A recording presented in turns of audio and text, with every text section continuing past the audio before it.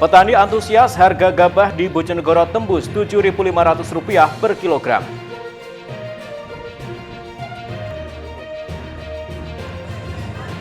Salah rekap, 7 TPS di Tuban terpaksa gelar penghitungan suara ulang.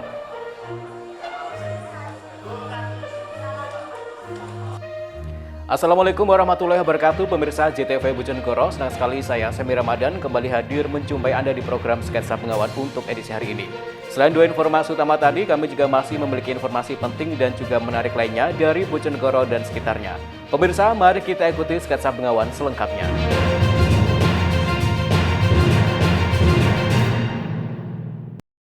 Pemirsa, kita awali informasi yang pertama. Melonjaknya harga beras di pasaran disambut antusias oleh para petani di Kabupaten Bojonegoro. Pasalnya harga gabah di pasaran juga mengalami kenaikan hingga menembus harga Rp7.500 per kilogram. Kondisi ini membuat para petani yang melakukan panen tersenyum lebar.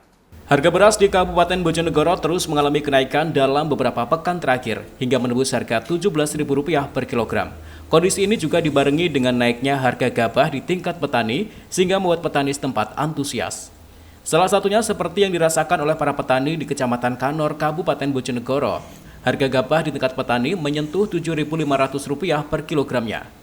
Rasno, salah satu petani, mengungkapkan, tingginya harga gabah di tingkat petani membuat para petani setempat meraup untung. Kondisi ini membuat para petani bisa menutup pengeluaran untuk perawatan dan pembelian pupuk yang mahal selama masa tanam.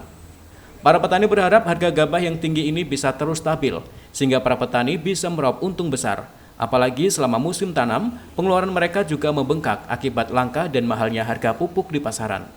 Untuk saat ini Pak Hadi, harga gabah KS dari Kombi itu Rp7.500. Karena ada penurunan yang signifikan yang diterapkan oleh Lembaga Pangan Indonesia karena beras impor dari luar negeri sudah mulai turun. Sebelumnya berapa harga gabah ini? Untuk sebelumnya itu 8.000 sampai 8.100 Mas Hadi. Sekitar seminggu yang lalu ya? Ya, 1 minggu yang lalu sampai 10 hari kemarin dulu. Edo Jadi Aldian, JTV Bojonegoro. Sementara itu, harga beras di Kabupaten Tuban terus melambung hingga menembus harga Rp16.500 per kilogram. Mahalnya harga beras dipicu minimnya suplai gabah dari para petani setempat akibat gagal panen. Harga beras di Kabupaten Tuban terus mengalami kenaikan secara bertahap sejak 2 pekan terakhir. Mahalnya harga beras dipicu minimnya suplai gabah dari para petani setempat akibat gagal panen. Di pasaran, harga kualitas premium dijual dengan harga Rp16.500 per kilogram. Padahal sebelumnya hanya kisaran Rp13.000 per kilogram. Bahkan saat ini harga beras di tempat penggilingan padi sudah menembus harga Rp14.500 per kilogram. Kondisi tersebut salah satunya seperti terpantau di UD Sumber Rejeki, tempat penggilingan gabah Desa Leran Kulon, Kecamatan Palang, Kabupaten Tuban, Rabu siang. Sulitnya mencari suplai gabah dari petani membuat harga gabah melonjak. Banyaknya petani yang mengalami gagal panen membuat hasil produksi gabah menurun dan harganya pun mahal. Jika biasanya tempat penggilingan gabah mampu menggiling hingga 5 ton gabah dalam sehari, kini hanya mampu menggiling 3 ton saja. Sementara untuk harga gabah yang sebelumnya dijual Rp8.200 per kilogram, kini naik menjadi Rp8.400 per kilogram. Para pengusaha beras mengaku kesulitan mencari stok gabah dari petani sejak awal bulan Januari lalu. Kondisi ini memicu melonjaknya harga beras di pasaran akibat minimnya stok. Bu, untuk produksi beras sekarang ada penurunan enggak, Bu? Ada Itu biasanya berapa, Bu, produksinya? 5 ton, Untuk sekarang 3 ton, 3 ton. Itu kenapa, Bu, kok karena menurun? sulit gabahnya agak nipis karena habis Petani panen. banyak yang tidak panen gitu, Bu, ya? Karena petani gagal panen. Untuk harga gabah sendiri berapa, Bu? 840, 8.400. 8.400. Biasanya normalnya berapa, Bu? Ya, normalnya ya 8.200. Berarti naik, Bu, ya harga Naik. gabah ya. Ini berpengaruh pada harga beras enggak, Bu? Ya, Harga beras sekarang berapa, Bu? 14.500. 14.500. Para pengusaha beras memperkirakan langkanya stok gabah akan berakhir pada awal bulan Maret saat para petani di Kabupaten Tuban melakukan panen raya. Ziki Muhammad, Husni Mubarak, JTV, Tuban. Pemirsa, kecelakaan lalu lintas terjadi di jalur Ring Road Barat Ngawi. Sebuah mobil ditabrak bus Sugeng Rahayu hingga terbalik di area persawahan. Tidak ada korban jiwa dalam kejadian itu, namun kondisi mobil naas itu mengalami kerusakan yang cukup parah.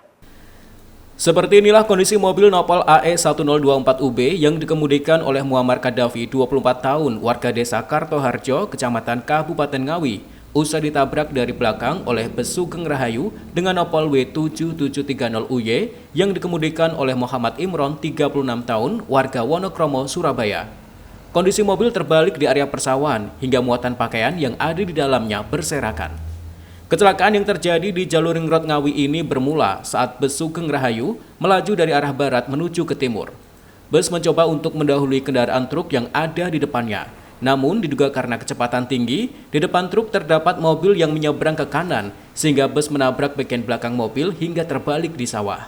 Kronologinya, saya itu mau nyebrang, mau istirahat ke warung angkringan punya teman saya, Mas Gembul. Nah, kemudian pada saat saya sudah hampir menyeberang, itu roda depan kanan itu sudah dikastin. Tiba-tiba ditabrak dan kaget. Dari arah mana? Dari arah barat. Berarti dari arah yang sama. Dari arah yang sama. Iya. Terus langsung terjun ke sawah ini. Iya, karena kondisi mobil memang sudah miring. Saya sudah di sini. Dari barat itu kenceng bisnya? Kenceng sekali, sangat-sangat kencang. Saya sangat bisa perkirakan itu kecepatan sekitar mungkin kalau 60 lebih ada, sangat kencang. Mas, ada berapa orang ya di dalam mobil? Di dalam mobil saya ada 2 orang. Terus caranya keluar tadi gimana? Saya panik karena takut saudara saya, keponakan kenapa-kenapa. Jadi saya langsung berusaha untuk keluar. Saya harus tenang dalam kondisi apapun. Saya segera buka pintu dan keluar. Itu muatan dengan apa? Posisi terbalik. Muatan apa itu? Saya muat kain, pakaian. Mau dibawa kemana? Tadi habis dari pasar, Pak. Dari pasar. Mau pulang, arah pulang. Tidak ada korban jiwa dalam kejadian tersebut. Polisi yang tiba di lokasi melakukan evakuasi terhadap kedua kendaraan yang terlibat kecelakaan tersebut. Lihat sendiri, Pak. Mobil kecil itu mau apa? Mau rating dada atau apa? Belok apa bagaimana? Terus? Mau minggir. Terus tahu-tahu ya bisnya ngindari kiri, nggak nutut. Itu. Bemper. Kalau mobilnya masuk ke mana? Masuk ke sawah. Sawah ya? Ya. Tapi nggak ada korban luka, nggak ada Pak ya? Ya. Kayak mobilnya kecil kayak salah. Sopirnya masih muda, masih bocah ya. Oh. Ya kira-kira nggak tahu kalau bis belakang itu agak mepet, terus mobil itu mau minggir apa mau belok, ritingnya dada. Mendadak ritingnya ya? Kasus kecelakaan tersebut saat ini ditangani oleh unit Gakum Satlantas Polres Ngawi. Kendaraan yang terlibat kecelakaan tersebut kini diamankan di pos Laka Lantas. Ita Wahyu, JTV Ngawi. Salah rekap 7 TPS di Tuban terpaksa gelar penghitungan suara ulang. Informasinya akan kami hadirkan sesaat lagi. Tetaplah di Sketsa Pengawas.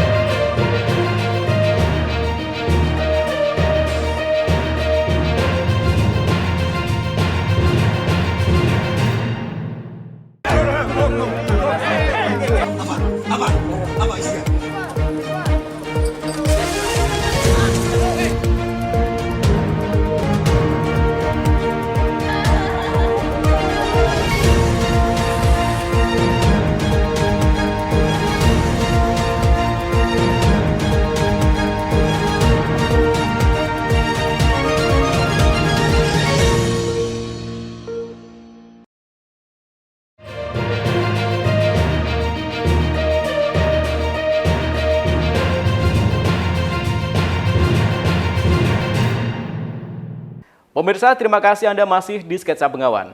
Sebanyak 7 tempat pemungutan suara atau TPS di 6 kecamatan di Kabupaten Tuban harus melakukan penghitungan suara ulang saat rekapitulasi di tingkat kecamatan. Hal ini dilakukan lantaran terjadi selisih hingga salah rekap dari tingkat TPS. Sebanyak 7 tempat pemungutan suara atau TPS di 6 kecamatan di Kabupaten Tuban harus melakukan penghitungan suara ulang lantaran ditemukan selisih jumlah kehadiran dan perolehan suara.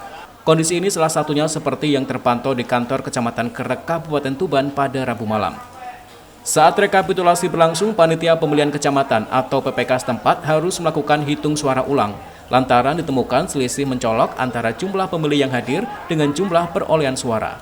Disaksikan oleh panitia pengawas pemilu kecamatan atau Panwascam dan sejumlah saksi dari partai politik. Satu persatu surat suara dibuka kembali dan dihitung jumlah perolehan suaranya. Menurut Ketua PPK Kerek, Irkamna, petugas KPPS salah memasukkan perolehan suara saat melakukan rekap. Pemilih yang mencoblos partai dan caleg dihitung sebanyak 2 kali, yakni masuk partai dan caleg, padahal seharusnya masuk suara caleg. Kondisi ini membuat total jumlah kehadiran pemilih dan perolehan suara mengalami selisih yang cukup signifikan. Penghitungan ulang dilakukan khusus untuk TPS 14 Desa Margomulyo, untuk surat suara DPR RI, DPRD Provinsi, dan DPRD Kabupaten. Meski memakan waktu cukup lama, namun hitung ulang ini berjalan dengan lancar sampai selesai. Ada kendala di satu TPS, yaitu di TPS 14, tepatnya Desa Margomulyo. Harus dilaksanakan hitung ulang karena ada ketidaksesuaian antara perolehan partai dan caleg. Itu permasalahan seperti apa, Mas? Jadi begini, ada beberapa perolehan caleg yang juga dimasukkan perolehan partai, sehingga menjadi jumlah suara total perolehan antara partai dan caleg itu tidak sesuai dengan tingkat kehadiran atau suara hak pilih yang masuk. Hingga dihitung ulang. Sehingga direkomendasikan untuk dihitung ulang dan disaksikan oleh semua saksi parpol. Itu ada berapa kotak? Untuk hitung ulang ini terjadi di 3 kotak, yaitu DPR RI, DPR Provinsi, dan DPR Kabupaten Kota. Sementara itu, Komisioner KPU Tuban Divisi Teknis dan Penyelenggara, Nur Hakim menjelaskan ada 7 TPS di 6 kecamatan yang harus melakukan hitung suara ulang. Masing-masing 2 TPS di Kecamatan Rengel, 1 TPS di Kecamatan Banjar, Keduruan, Kerek, Montong, serta Bangilan. Ya karena data pengguna hak pilih dan data pemilihnya tidak sama, sehingga itu tidak ada cara lain, harus dihitung ulang untuk memastikan kebenaran itu. Selain itu, Pak? Selain itu rata-rata itu, contoh lagi itu biasanya ada satu orang memilih calon gitu atau memilih partai, tapi dihitung 2 sama KPPS, dihitung perolehan calon dan dihitung perolehan partai, maka itu pasti akan selisih nanti. Dan itu untuk memastikan begitu itu, maka mekanismenya ya hitung ulang itu. Sementara itu, rekapitulasi perolehan suara di tingkat kecamatan berlangsung selama 7 hari, mulai hari Senin 19 Februari hingga Minggu 25 Februari 2024. Meski demikian, sejumlah kecamatan sudah selesai dan telah mengirimkan logistik dan hasil rekapnya ke KPU Kabupaten Tuban. Ziki Muhammad, Husni Mubarok, CTP, Tuban. Sementara itu, Bawaslu Kabupaten Ngawi masih terus mendalami dugaan pelanggaran netralitas Oknum Kades yang menyatakan dukungan terhadap salah satu pasangan calon presiden dan wakil presiden. Bawaslu berencana akan menggandeng tim ahli bahasa untuk mendalami dugaan pelanggaran tersebut. Dugaan pelanggaran netralitas yang dilakukan oleh Oknum Kepala Desa Sambiroto pada beberapa waktu lalu masih bergulir. Bawaslu Kabupaten Ngawi mengaku telah memanggil kepada pihak pelapor dan terlapor serta saksi dari perangkat desa setempat selaku perekam kegiatan dukungan. Komisioner Bawaslu Ngawi Yusron Habibi menjelaskan bahwa dalam kasus dugaan pelanggaran netralitas ini, pihak Bawaslu berkoordinasi dengan Gakumdu. Selain itu, juga nantinya direncanakan untuk menggandeng saksi ahli bahasa yang dapat menafsirkan kejadian dalam video viral berupa dukungan terhadap salah satu paslon capres-cawapres. Yusron mengaku tidak mau terburu-buru dalam menangani permasalahan tersebut, apakah masuk dalam kategori pelanggaran atau tidak, sehingga proses kajian dan pendalaman juga masih terus dilakukan. Kemarin juga kita panggil saksi di hari berikutnya itu beberapa orang yang ada dalam video itu. Kita panggil dua saksi dan beberapa informasi sudah kita dapatkan. Dari beberapa informasi yang sudah kita dapatkan, baik dari pelapor, terlapor, dan beberapa saksi, kita diskusikan lagi dengan teman-teman Gakumdu apakah kemungkinan ini perlu adanya saksi lagi atau perlu adanya ahli dalam hal menafsirkan peristiwa yang terjadi itu. Nah, sementara kita masuk ke 7 hari kerja dalam penanganan pelanggaran ini, jika ini diperlukan tambahan waktu masih ada tersisa 7 hari lagi, sehingga kami tidak kemudian terburu-buru untuk menyimpulkan apakah ini masuk dalam dugaan pelanggaran atau tidak merupakan dugaan pelanggaran. Masih kita kaji lagi beberapa hal, masih kita dalami termasuk bukti-bukti yang ada. Untuk saksinya itu dari mana? Rencana saksi. Untuk saksinya kita ambilkan dari orang-orang yang ada di video itu. Oh, yang kemarin diperiksa. Ya. Kalau rencana untuk saksi ahli? Saksi ahli kita masih mengidentifikasi apakah memerlukan saksi ahli dari bidang ilmu apa. Diketahui Bawaslu tinggal memiliki waktu 7 hari dalam menyelesaikan permasalahan tersebut. Terlebih video viral yang dilakukan oleh oknum kades yang mendukung salah satu paslon menang 1 putaran juga sudah menjadi atensi masyarakat. Ito Wahyu, CTV Ngawi. Pemirsa, Aulia Hani Mustikasari, kakak dari Bupati Tuban Aditya Halindra Faridski, hampir dipastikan melenggang menjadi DPRD Provinsi Jawa Timur, Dapil Jatim 12 Tuban Bojonegoro. Putri sulung mantan Bupati Tuban 2 periode Heni Relawati tersebut juga diprediksi mendapatkan suara tertinggi di atas 134.000 suara. Aulia Hani Mustikasari, kakak dari Bupati Tuban Aditya Halindra Faridski, hampir dipastikan melenggang menjadi DPRD Provinsi Jawa Timur, Dapil Jatim 12, Tuban Bojonegoro.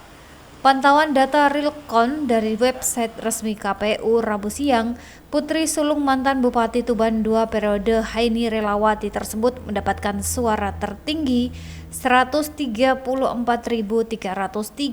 suara. Jumlah perolehan suara Aulia Hani diprediksi akan tembus 150.000 suara, mengingat data rekap yang masuk baru sekitar 84,38%. Meski demikian, secara akumulasi, perolehan suara Partai Golkar berada di peringkat kedua. Posisi pertama diduduki PKB dengan total 221.503 suara. Golkar berada di posisi kedua dengan raihan 202.622 suara. Sedangkan posisi ketiga sampai kelima secara berurutan ditempati oleh Partai Gerindra dengan 101.242 suara, Demokrat dengan 66.528 suara, dan PDIP dengan 66.311 suara. Dari sebanyak 7 kursi yang tersedia di DPRD Jatim, Partai Golkar dan PKB diprediksi akan mendapatkan masing-masing 2 kursi. PKB diprediksi akan meloloskan Fauzan Fuadi dan Muhammad Mukni. Sementara Golkar meloloskan Aulia Hani dan Freddy Purnomo. Sedangkan Gerindra dalam hitungan sementara ini meloloskan incumbent Budiono. Partai Demokrat meloloskan Sri Wahyuni dan PDIP diisi oleh pendatang baru Oni Setiawan. Namun nama caleg yang lolos dari ketiga partai terakhir masih berpeluang berubah, mengingat persaingan di internal partai cukup ketat. Prediksi lolosnya Aulia Hani menjadi DPRD Jatim menjadikan pondasi kuat keluarga Bupati Tuban Aditya Halindra Faridski di kancah politik nasional. Pasalnya sang ibu Heni Relawati juga hampir dipastikan lolos menjadi DPR RI dengan raihan suara tertinggi di Dapil Jatim 9 Tuban Bojonegoro dengan 135.893 suara. Sementara itu, pihak Komisi Pemilihan Umum atau KPU hingga saat ini dan beberapa hari ke depan masih akan melakukan rekapitulasi perolehan suara di tingkat kecamatan. Salah satunya seperti yang terpantau di kantor Kecamatan Tuban Kota Rabu siang. Dari rasio jumlah TPS yang kami lakukan kemarin dari pertama, kedua, ketiga hari ini kira-kira masih ada 2-3 hari lagi, sehingga kami akan rekap di Kecamatan Tuban sekitar 5 sampai maksimal 6 hari, sehingga tidak sampai 7 hari. Harapan kami seperti itu. Tetap pakai 2 panel. Tetap pakai 2 panel. Karena kalau 3 panel nanti khawatir kami tidak bisa fokus sehingga tidak bisa maksimal hasilnya. KPU menghimbau agar semua pihak menahan diri serta menunggu rekapitulasi berjenjang yang dilakukan mulai dari tingkat TPS, kecamatan, kabupaten hingga provinsi. Ziki Muhammad, Husni Mubarak, JTV, Tuban. Latih Persibo I Putu Gede ingin bayar utang lolos ke Liga 2. Informasinya akan kami hadirkan sesaat lagi. Tetaplah di Sketsa Pengawan.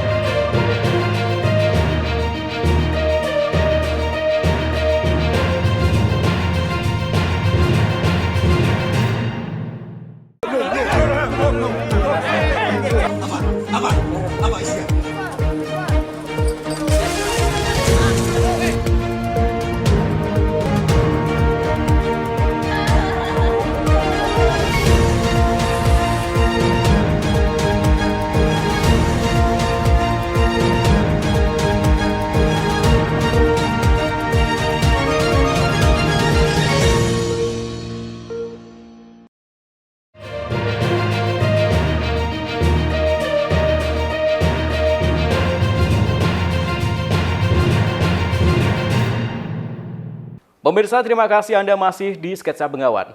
Pelatih baru Persibo Bojonegoro I Putu Gede mulai memimpin latihan anak asuhnya untuk menghadapi kompetisi Liga 3 Nasional. Pelatih yang baru ditunjuk menggantikan Iwan Setiawan usai menjuarai Liga 3 Jawa Timur ini mengaku ingin membayar utang meloloskan Persibo ke kasta Liga 2 Indonesia.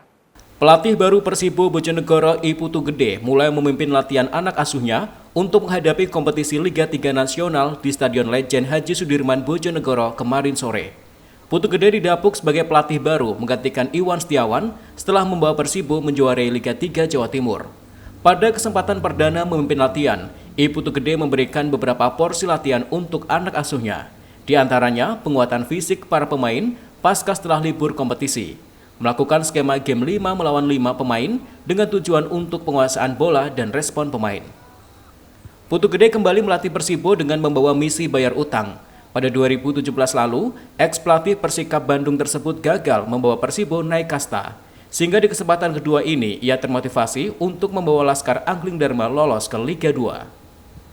Putu Gede mengaku berterima kasih atas kesempatan yang diberikan oleh manajemen. Selain itu, kembali ke Bojonegoro karena keinginan masyarakat terutama supporter. Melihat antusiasme dan semangat para pemain mengikuti latihan, Putu Gede mengaku senang dan optimis Persibo bisa naik kasta ke Liga 2 Indonesia pada musim ini. Ini kesempatan buat saya. Pertama, berterima kasih atas kesempatan diberikan kepada saya sama manajemen ya. Tapi saya pikir kalau enggak dari keinginan masyarakat supporter dari Persibo mungkin saya juga nggak di sini ya. Jadi terus yang berikut, jadi saya juga punya kesempatan untuk bayar hutang saya karena yang 2017 kan kita nggak berpromosi ya. Jadi itu yang jadi motivasi buat saya di sini. Nah, terus hari pertama senang lihat atmosfer dari para pemain juga. Mereka juga sudah punya basic, sudah punya mental ya. Jadi itu yang perlu saya sampaikan. Selanjutnya, Putu Gede akan secara selektif memilih pemain baru untuk memperdalam skuad Persibo sehingga bisa bermain kompetitif di Liga 3 Nasional. Edo Jody Aldian, JTV, Bojonegoro. Sementara itu, setelah sebelumnya berkutat dengan cedera, pemain Persibo Bojonegoro Tariq El Janabi akhirnya dicoret dari skuad. Pemain senior syarat pengalaman tersebut selanjutnya diganti dengan pemain baru. Pemain Persibo Bojonegoro Tariq El Janabi secara resmi dicoret dari daftar susunan pemain utama Persibo Bojonegoro. Pemain berusia 39 tahun tersebut dicoret lantaran mengalami cedera berkepanjangan dan sama sekali belum pernah merumput bersama Persibo selama kompetisi Liga 3 Jawa Timur bergulir. Tariq El Janabi dibekap cedera sebelum kompetisi Liga 3 Jawa Timur bergulir, sehingga mendapatkan perawatan tim medis Persibo untuk pemulihan. Sayangnya kondisi pemain asal Maroko tersebut tak kunjung membaik sehingga pihak manajemen Persibo memutuskan untuk mencoretnya. Pencoretan pemain senior kenyang pengalaman tersebut disampaikan langsung oleh manajer Persibo Bojonegoro Henry Arifianto. Selanjutnya, Tariq El Janabi akan digantikan dengan pemain baru. Henry Arifianto menambahkan, Persibo akan menggenapi sekuatnya menjadi 30 pemain menjelang bergulirnya Liga 3 Nasional. Sejauh ini sudah ada 4 pemain baru yang mengikuti sesi seleksi latihan. Di antaranya Farid Fauzi asal Banyuwangi Putra, Fajar dan Ariga asal Persipro Probolinggo, serta Bayu Saputro. Tarik sudah memang konfirmasi tidak ada kejelasan dari dokter bahwa memang situasinya sudah berubah, kemungkinan Tarik kita akan ganti. Oh, berarti Tarik akan diganti? Ya, kemungkinan Tarik akan kita ganti dengan kuota atau slot yang senior lagi. Total kita mungkin ada 30, kalau misalnya memang Coach Putu menginginkan kita akan genapkan 30 pemain. Sekedar diketahui, Tarik El Janabi mengalami cedera meniskus. Cedera tersebut merupakan cedera yang terjadi pada bantalan sendi lutut akibat salah posisi tumpuan. Edo Jody Aldian, JTV, Bojonegoro. Pemirsa, warga desa Karangdinoyo, Kecamatan Sumberjo, Kabupaten Bojonegoro berhasil mengamankan seekor ular piton jenis sanca kembang sepanjang 3,5 meter. Ular tersebut ditemukan warga usai menyantap seekor kucing milik warga setempat. Seekor ular piton jenis sanca kembang sepanjang 3,5 meter menggegerkan warga desa Karangdinoyo, Kecamatan Sumberjo, Kabupaten Bojonegoro usai ditemukan makan seekor kucing milik warga setempat Selasa 20 Februari 2024 siang. Berdasarkan informasi yang dihimpun, kronologi bermula saat salah seorang warga hendak pergi ke sawah. Namun di tengah jalan menemukan seekor ular sanca sepanjang 3,5 meter usai menerkam kucing. Babin Kamtipmas Desa Karangdinoyo, Aibda Yudi mengungkapkan saat melintas di lokasi, warga yang hendak pergi ke sawah itu melihat adanya ular sedang memakan seekor kucing warga. Selanjutnya warga mengamankan ular bernama Latin Malaeopiton reticulatus itu diwadahi jaring dan kemudian dibawa pulang ke rumah dan melaporkan ke Dinas Damkar Pos Mbaurno untuk diamankan oleh pihak yang berwenang. Ada sebuah laporan dari warga setelah ditemukan adanya ular sanca kembang sepanjang 3,5 meter tadi malam.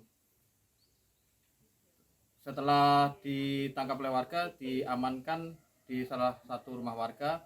Dan kemudian tadi melapor kepada saya selaku Babin Kamtipmas, saya laporkan kembali ke Dinas Pemadam Kebakaran Pos Mbaurno, sehingga petugas dari pemadam kebakaran tadi ke lokasi untuk mengamankan ular tersebut dan kemudian akan diamankan di pos pemadam kebakaran Mbaurno.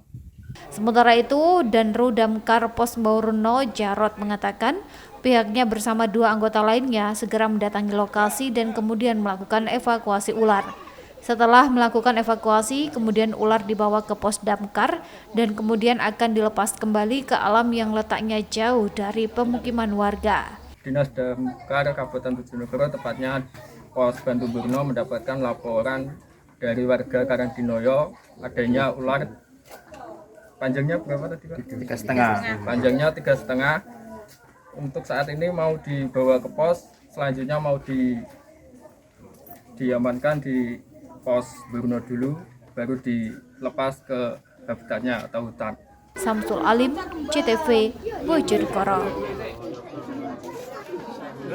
Pemirsa, informasi tadi sekaligus mengakhiri sketsa pengawan untuk edisi hari ini. Jangan lupa follow akun sosial media kami di bawah ini. Kirimkan kritik dan saran Anda ke alamat email kami jtvbojonegoro@jtv.co.id. Terima kasih atas kebersamaan Anda. Saya Semi Ramadan bersama kerabat kerja yang bertugas pamit dari hadapan Anda. Wassalamualaikum warahmatullahi wabarakatuh. Salam JTV Bojonegoro.